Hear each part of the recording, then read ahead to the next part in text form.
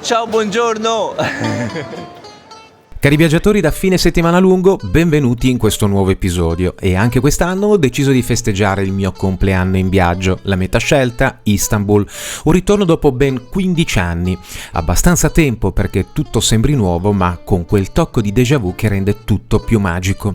Sarà un episodio straripante di esperienze, così tante che non so da dove iniziare. Abbiamo messo piede in una delle città più incredibili e storiche del mondo, un luogo dove Oriente e Occidente si mescolano come spezie in un bazar, creando un'armonia impossibile da spiegare, ma facilissima da vivere. Cammineremo così tanto da farci male ai piedi. Ci tufferemo tra sapori locali, passando dall'estasi al forse era meglio non provarlo. Incontreremo i gelatai più dispettosi al mondo, che prima di darci un cono ci faranno ballare la samba. Scivoleremo lungo il Bosforo in una crociera notturna che mi lascerà qualche dubbio esistenziale. Incontreremo gatti, tanti gatti, perché a Istanbul i veri padroni di casa sono loro.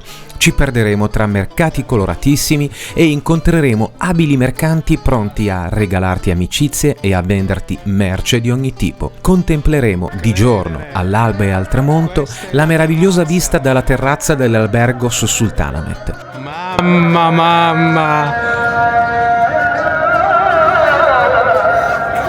Mamma mia! Ma dove siamo? È pazzesco!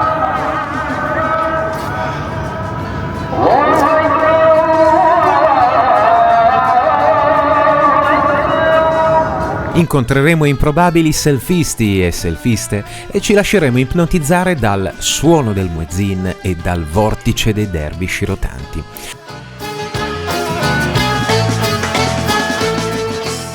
Vedremo pescatori lanciare lenze dal ponte di Galata e gente che compra pesce fosse un'opera d'arte al bazar di Beyoğlu. Berremo litri di tè perché qui il tè è più di una bevanda, è un rito e nel frattempo continueremo a camminare sempre. Quindi non perdetevi questo mega episodio, iscrivetevi al canale e fatemi sapere nei commenti se siete pronti a mangiare kebab dalla colazione alla cena. Buona visione!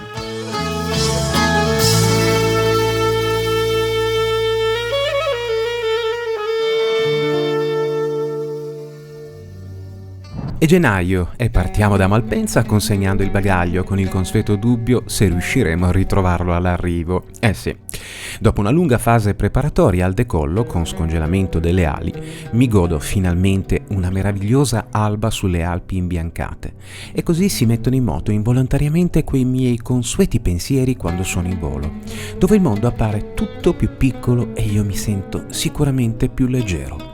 Arriva puntuale una gradita colazione offerta dalla compagnia aerea e la rotta verso Istanbul disegna un leggero arco sui Balcani, anch'essi imbiancati, e ci avviciniamo alla vecchia Costantinopoli osservando dall'alto la nuova Istanbul tra grattacieli e ponti iperfuturistici, mentre una moschea svetta imponendosi senza lasciare dubbi rispetto al luogo in cui siamo pronti ad atterrare.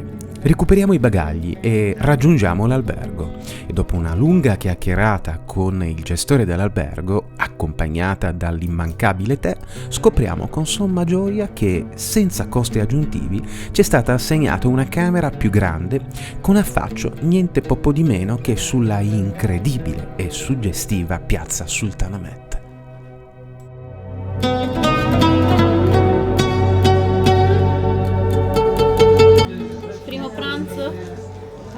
Delle ore 15:30. Ma c'è un sacco di vendedie, ma abbiamo deciso di prendere questo yogurt meat doner with yogurt. Quindi vediamo che c'è la carne, le patatine, il pomodoro, lo yogurt, eccetera eccetera.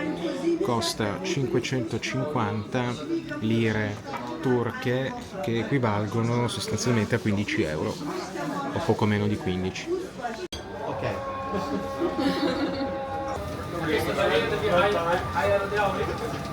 Fresh. Turkish döner, best döner. Che figata, primo impatto con il muezzin. Siamo qui ad aspettare che ci portino il kebab e siamo circondati dai canti del muezzin. Che effetto, ragazzi, che effetto, spettacolo. Allora abbiamo il pane, la carne, lo yogurt, questo penso sia un cetrione, le patatine e il pomodoro. Non so se era buono il kebab o se era buona la mia fame, ve lo dirò nei prossimi giorni. Non so se ho mangiato un buon kebab oppure se la fame era buona, lo scopriremo in questi giorni. E intanto ci catapultiamo in Sultanahmet. Che meraviglia rivedere Santa Sofia in questa giornata. Quanto sei bello! Questo posto è molto interessante, Barbara.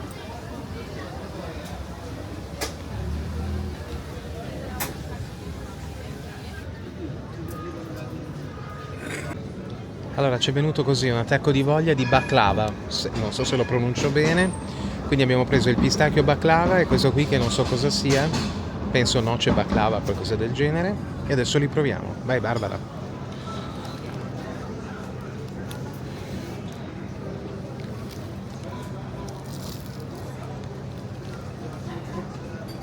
Com'è? Di che cosa sa? Miele. Miele? Miele e pistacchio.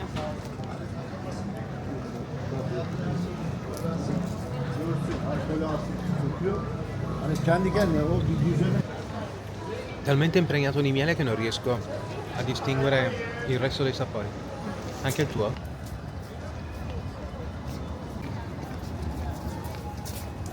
Ci sono tanti gatti qui ad Istanbul, ma la cosa incredibile è che qui praticamente hanno messo la macchinetta dove chiunque può contribuire, mettere la monetina e ovviamente i gattini hanno sempre la possibilità di potersi rifocillare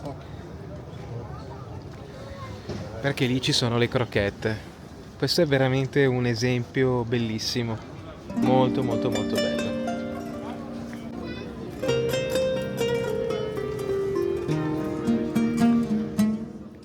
Camminando tra i tesori di Istanbul c'è un luogo che forse non attira subito l'attenzione, ma che racconta storie di potere, ambizione e un pizzico di destino. Sto parlando, ragazzi, del mausoleo di Sultanahmet I, il sultano che ha dato il nome alla celebre Moschea Blu. Questo non è solo un mausoleo, è il riposo eterno di un sovrano visionario, Ahmed I, che salì al trono a soli, pensate un po', 14 anni, e fu colui che volle la Moschea Blu per lasciare un'impronta indelebile su Istanbul, ma ironia della sorte non visse abbastanza a lungo per goderne appieno. Morì giovane, infatti a 27 anni, e fu sepolto proprio qui, accanto alla sua più grande opera. Entrando nel mausoleo l'atmosfera cambia. Le pareti sono decorate con le tipiche piastrelle di Iznik, mentre il soffitto sembra quasi sussurrarti i segreti dell'impero ottomano. Oltre ad Ahmed I, qui riposano anche la moglie e i suoi figli.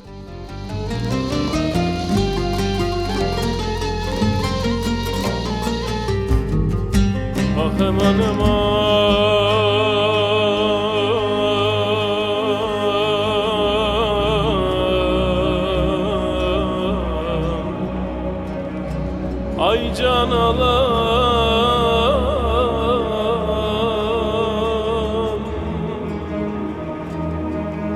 ben seni. Ed eccomi, finalmente, dopo tanti anni, alla Moschea Blu. Forse il principale simbolo di Istanbul, anzi, togliamo il forse, è l'icona della città.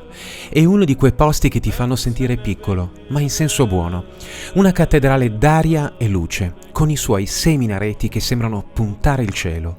Ma aspetta, 6 non è un numero un po' insolito? E qui parte la leggenda, ragazzi. Si dice che il sultano Ahmed I volesse minaretti d'oro per la sua moschea, ma l'architetto, forse per un malinteso, capì 6 invece di oro, e così la moschea si ritrovò con 6 minareti, un numero all'epoca riservato soltanto alla moschea alla Mecca. Ma soluzione geniale, per non sembrare rispettosi, i turchi decisero di aggiungere un 7° minaretto alla Mecca, e così tutto tornò in equilibrio. Geniale, no? Dentro è un tripudio di piastrelle di Iznik, calligrafia araba e tappeti soffici. In totale ci sono più di 20.000 piastrelle fatte a mano che decorano le pareti e la cupola. E il blu?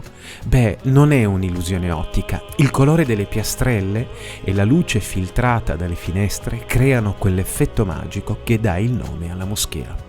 Ma questa non è solo un'attrazione turistica, è un luogo di culto vivo. Qui i fedeli si raccolgono in preghiera 5 volte al giorno e se capiti all'ora giusta puoi vivere un momento unico.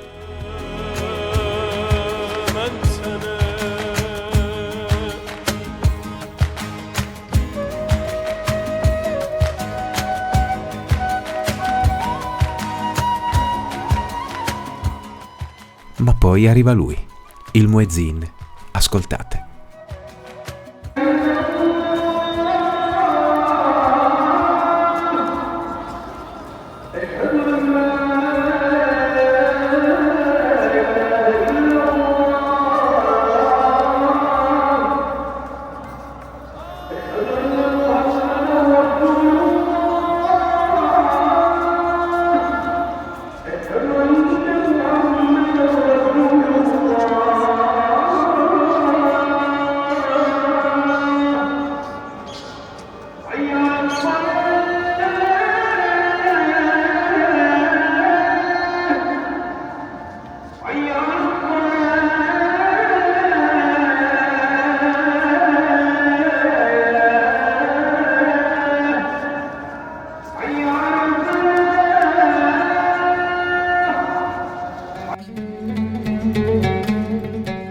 Il richiamo che risuona tra le cupole e i minaretti, un suono che è parte dell'anima di Istanbul, un momento che ti fa capire davvero dove sei.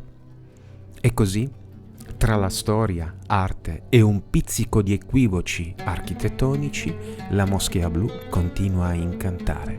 E a me, non resta che godermi ancora un po' di questa visita.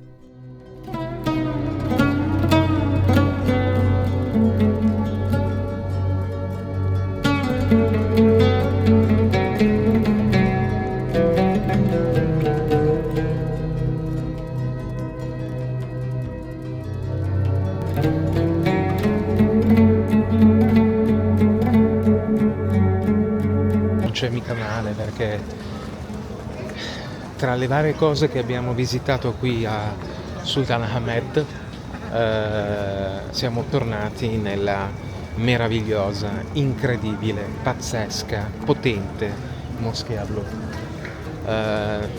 Non stiamo a raccontare ovviamente storie e caratteristiche della moschea, ma quello che suscita. C'è stato un momento in cui a un certo punto ho lasciato la telecamera perché era il momento in cui, secondo me,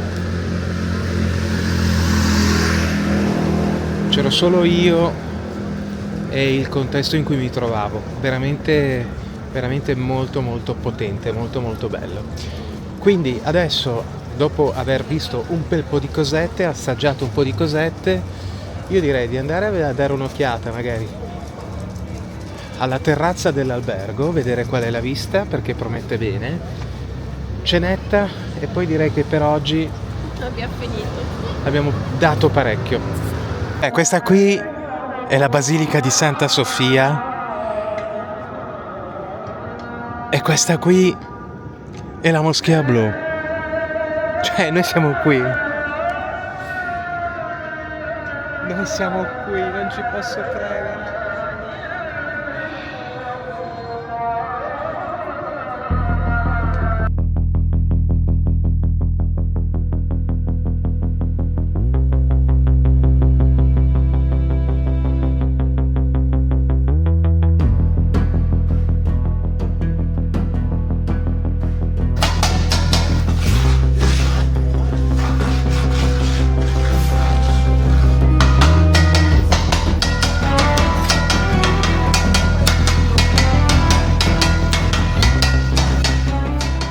Ed eccoci arrivati al momento della cena, ragazzi, quel momento magico in cui, tra tutte le opzioni possibili in un tripudio pazzesco, street food profumato, ristoranti eleganti, piatti esotici, scegliamo distinto.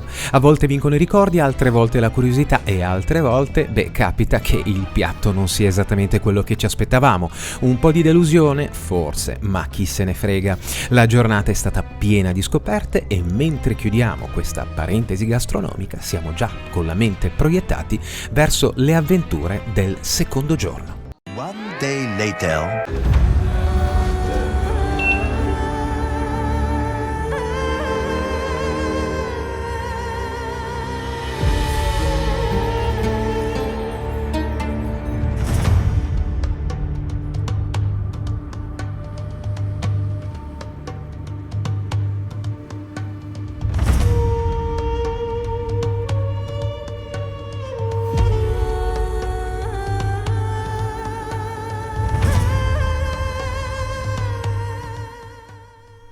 Sotto le strade di Istanbul, nascosto tra vicoli e moschee, c'è un luogo che sembra uscito da un sogno o da un incubo. Amici, benvenuti nella Basilica Cisterna, un mondo sotterraneo fatto di ombre, riflessi e segreti. Costruita quasi 1500 anni fa dall'imperatore Giustiniano, questa cisterna era il serbatoio d'acqua del Palazzo Imperiale. Oggi non ha più questa funzione, ma sembra comunque custodire qualcosa. Guardate queste colonne, 336, tutte diverse, riutilizzate da antichi templi, ma ce ne sono due che rubano la scena, le teste di Medusa. Una è messa di lato, l'altra completamente capovolta. Perché? Forse per togliere potere al suo sguardo pietrificante? O forse chi l'ha messa lì voleva solo divertirsi un po' con noi? Dopotutto Istanbul è piena di enigmi. La Basilica Cisterna non è solo un pezzo di storia, è un luogo davvero che ti avvolge, ti intriga e forse, se ascolti bene, riesci ancora a sentire sussurri del passato.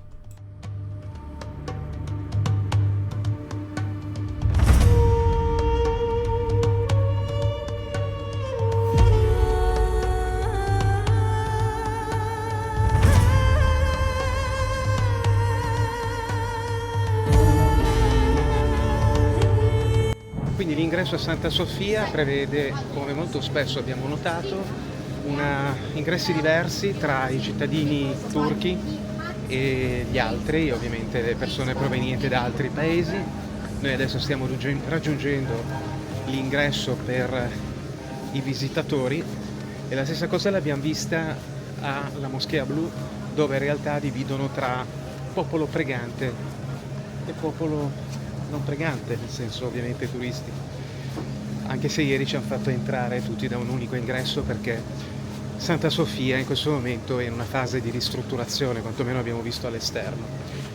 I colori oggi sono fantastici, c'è un cielo meraviglioso, tenendo conto che se fossimo arrivati qui la scorsa settimana avremmo trovato tanta pioggia, invece ci stiamo godendo il sole e dei giorni incredibili. Come vedete c'è tanta gente, qui oggi c'è tanta gente. No, ti prego, non vorrei che ci fosse tutta sta coda per fare i biglietti.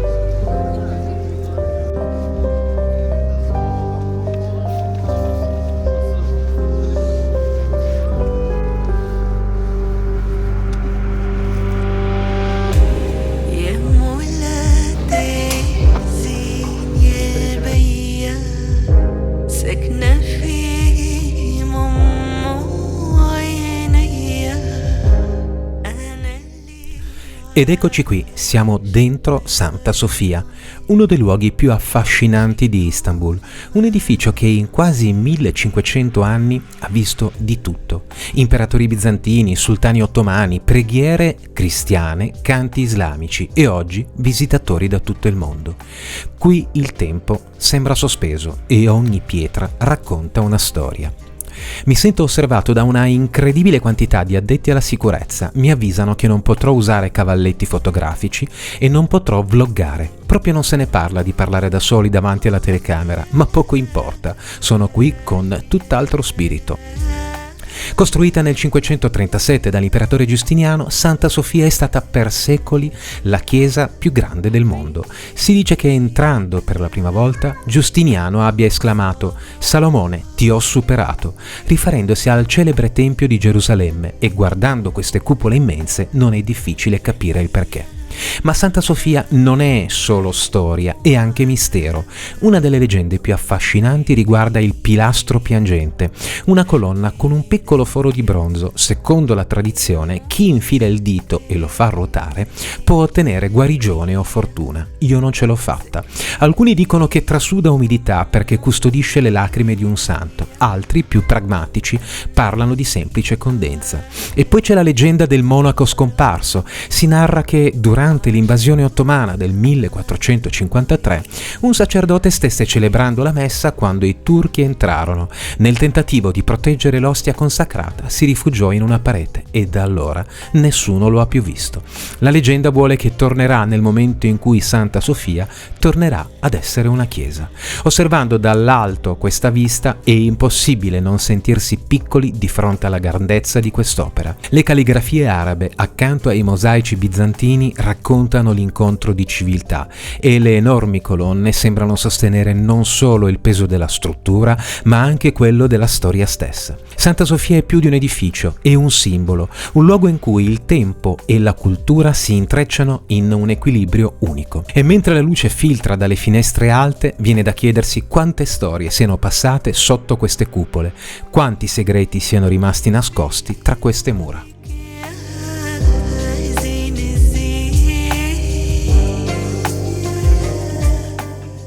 Bene ragazzi, il primo episodio dedicato ad Istanbul si chiude qui. Abbiamo davvero tante altre cose da farvi vedere, davvero tante. Spero vi sia piaciuto e vi ringrazio per essere rimasti fin qui. Fatemi sapere com'è stata la vostra esperienza e ci vedremo prestissimo per il prossimo episodio dedicato alla Regina del Bosforo. A presto!